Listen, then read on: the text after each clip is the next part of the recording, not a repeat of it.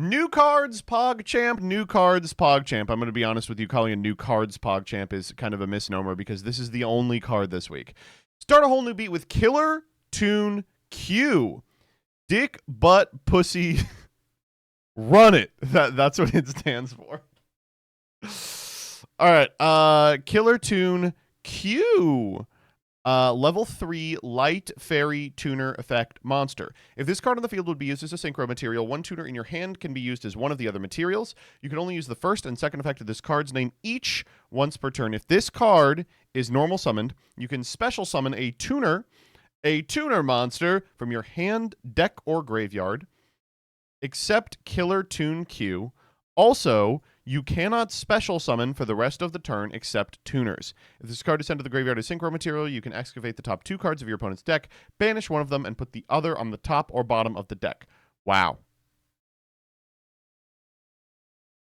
So that's pretty crazy, right? Obviously the Killer Tune monsters all have this synchro with only tuners type effect. This one just summons any tuner. If only there were a way I could understand every single target for Killer Tune Q. No, I mean obviously Jaxel isn't going to make that video. It's just going to be every single tuner monster. There's a lot of really interesting stuff you can get off of it. Obviously, if you played Halq at all, you're probably thinking of O-Lion, which is definitely a consideration. But what I like about this one is that there is not a level restriction. There's a lot of really big-ass assholes that are also tuners for some ungodly reason. How about Ursartic Megapolar? That's going to make sense for the Doug video that's going up this week. I don't know. I think that this shows potential. It is fun that they are releasing the card that fixes the archetype for an archetype that we really don't have any handle on if it's going to be good or not. I guess I would say cool. I guess I would say epic, awesome.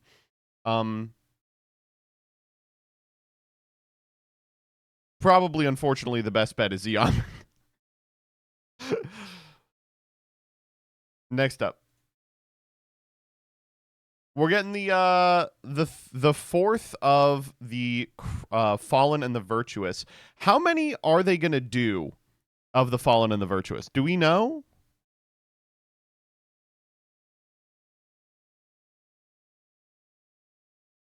Do we have any idea?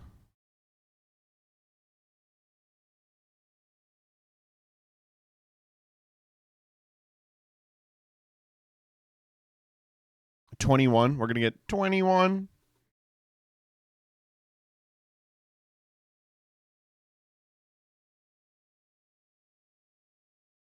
Zerglinator, are we allowed to talk about this card? We are, right? They allegedly said 6 at the beginning, but we're halfway through and we just left Dogmatica. It's an official reveal. Okay. Wait, hold up. Okay. Let me do this whole thing over because I feel like I wasn't really zoned in. All right. New card, PogChamp, new card, PogChamp. There's really only the one. So first and foremost, we've got Killer Tune Q. Killer Tune Q is a level 3 tuner that says if this card on the field would be used as a synchro material, a tuner in your hand can be used as one of the other materials. You can only use the first and second effect of this card's name once per turn if normal summoned. You can special summon a tuner from your hand, deck, or graveyard, except Killer Turn Q. Turn Q. Minor logistical error. I imagine that's Killer Tune Q. Otherwise, it can just summon itself. Also, you can't special summon for the rest of the turn except for tuners. If this card is sent to the graveyard as synchro material, you can excavate the top 2 cards of your opponent's deck, banish one of them, and put the other on the top or the bottom of the deck. So there's a lot going on here. Obviously, this card searches any tuner monster, which is quite difficult to get a handle on if it's actually going to be powerful or not. Obviously, everyone is thinking of Halq Fibrax. But of course, this is much less good because a lot of the targets for Halq Fibrax, like O-Lion, aren't going to be that good because you're going to be locked out of special summoning except for tuners. The thing that I think people really aren't thinking about is that you can get some big-ass guys off this. Tuners aren't just little women. Occasionally, they are big fucking honking machines. And I think there's some neat implications where you get just like a huge starred monster, and over the course of your combo, just have like an unthinkable guy on your end board because this card gets anything. Additionally, it has been brought to my attention that the best target for this card is this, Red Nova. If you're unfamiliar with Red Nova, here's what it does. It's a fairy tuner effect. If a level 8 or higher dragon synchro monster is on the field, you can special summon this card from your hand. You can special summon Red Nova once per turn this way. If this card is sent to the graveyard for a synchro summon that uses 2 or more tuner monsters as material, which was supposed to be difficult, except all of the killer tunes use more than 2 tuner monsters because they only use tuner monsters, you can special summon a Fire Fiend monster from your deck in defense position. Now, you might be thinking to yourself, what good is this going to be if you get it off of Killer Tune Q? Well, you can still summon some pretty powerful Fire Fiend tuners. In fact, let's just go right now to the list of Fire Fiend tuners in Edo Pro. Let's go to, this is the Monarch deck that went up in the TMT yesterday. We'll go Monster, Tuna, Fire, Fiend. This is a perfect thing for Jaxel to do because there's only 7 of them. But the one I really care about is Soul Resonator. Crazy ass card here. If this card is normally special summon, you can add a level 4 or lower Fiend monster from your deck to your hand, except Soul Resonator. Also, you can special summon monsters from the extra deck for the rest of the turn, except Dark Synchro monsters. If a card you control will be destroyed by card effect while you control RDA, you can banish this card from the graveyard instead. And that just means you get to keep going with your infinite conga line of material. Red Resonator is, of course, really good as a time card. You'll get that special summon effect, right? Double Resonator is also not bad. And most importantly, Decatron. You can also just get Killer Tune Recco. I mean, realistically, I'm putting some funny corner cases into your head, but it's likely just Q for Red Nova for Killer Tune Recco. But let's live in the world of pretend and invent a scenario where Gorilla Kite is actually the ad.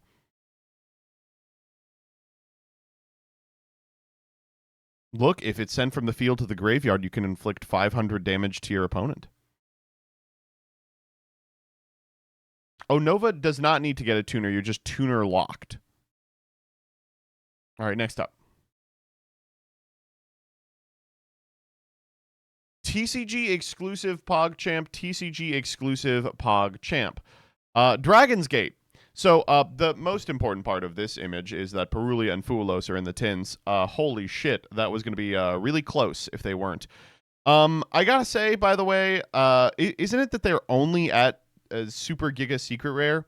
Like, I hate these fucking lateral reprints. Surely we can reprint Perulia as a super. And, like, it doesn't even lose value. Not to get on my fucking high horse about this, but look, Mole Charmy Fuelos, okay? Fuelos has been printed 1, 2, 3, 4, 5, 6, 7, 8 times. I mean, 5 of them were in QC Stampede.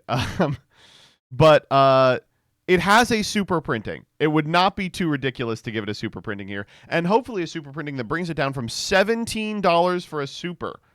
Perulia has like 1 printing and it's $1 trillion. Okay, it has crashed since. You see market price 46.05. That's because it was before the announcement. But still, like, it's going to be worth a lot of money. Actually, was it before the announcement?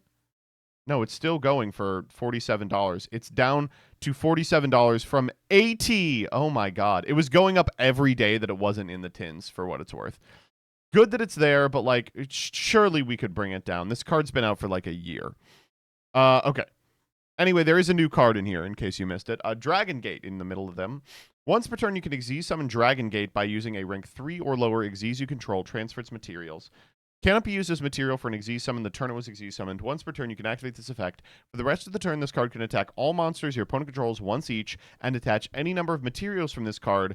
And if you do, it gains 1,000 attack for each type of card detached. And if it does, any monsters your opponent currently controls lose that much attack. So, realistically, this is going to go to a 21, while your opponent's monsters go down by 1,000. And it can attack every monster once each. So, there's a scenario where it could, maybe get an OTK going on a zombie board that's already pretty fantastic. The thing that's fucking me up here is Rank 3 or lower? Who the fuck is that for? Like, it's a zombie. I was like, oh, it could go in a zombie deck, but they don't really make rank 3s. It reads like a materia actor card, or I guess like a way for Goblin Biker to clean up the board, but they already have a million of those. I don't know. I think this is as close to writing Materia Reactor Dragon Gate you can put on a card before you just make it archetypal. This is the world's worst Zeus. It can't be Zeus. Cannot be used as material for an Xyz summon. The turn was Xyz summoned. I guess you can attack with it and then make another Xyz and then Zeus on that. No, I'm not feeling it. Last thing I want to talk about is this. A new forbidden and limited list update has been announced for Yu-Gi-Oh! Master Duel. I speak for all of us when I say problem solved. Oh, nothing can beat Malice. Oh, nothing's competitive with Ryziel. Have you considered 3 Block Dragon instead of 1 Block Dragon? We got 3 Block Dragon in fucking Duel Links, dog. All right, so obviously I do want to talk about this. I've seen a lot of people have like a very visceral reaction to the ban list and be like, Konami is fucking us over once again. And like, yeah, I mean, day that ends in Y, but this list like is happening at the same time as Worlds. Like, obviously, they're not going to make a huge sweeping ban list change the week of Worlds. A lot of people are like, well, it's the 10th. Worlds is over by then. Yes, that's correct. But if the ban list is announced before Worlds and then Worlds is played using the old ban list, it's going to feel like shit. Everyone's going to be like, oh, can't wait to see these dog-ass cards hit because we know they're coming up. I guess I just would have announced it after Worlds and made it consequential. Oh, man, I can't believe this is what's killing TCG. Ugh. People are just this reactionary to Block Dragon because he was a problem card in one of the worst formats ever. I think that's a pretty good reason. Oh, let me also clarify this. This will not impact the top decks at all. The difference between 3 and 1 Brilliant Fusion isn't that consequential. A lot of decks already had access to Brilliant Fusion thanks to my good friend Predaplant Orpheus Scorpio. We don't even have the new Gem Knight stuff in Master Duel, so like a scenario where you play 3 Brilliant Fusion doesn't even come up really. And Block Dragon, I mean, fuck me. I thought Adamancipator was going to be fine, but it was fine because Block Dragon existed at all and is searchable off of Gallon Granite. And, of course, Union Carrier, which I'm sure they'll be unbanning next. I guess this implies we're getting it next month. I mean, that might be pretty fun, right? Because if we're getting the BLLR stuff, does that mean we're getting Mitsurugi? Not necessarily, of course. I mean, not like Mitsurugi was in BLLR, but it was already out by then. I hope we do.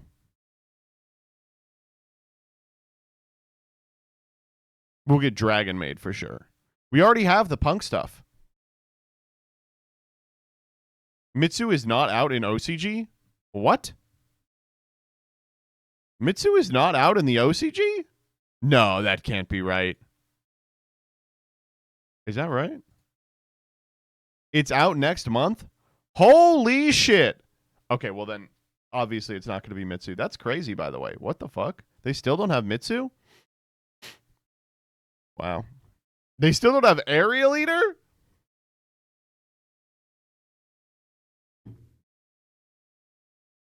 Ugh, all right. Thus ends New Cards.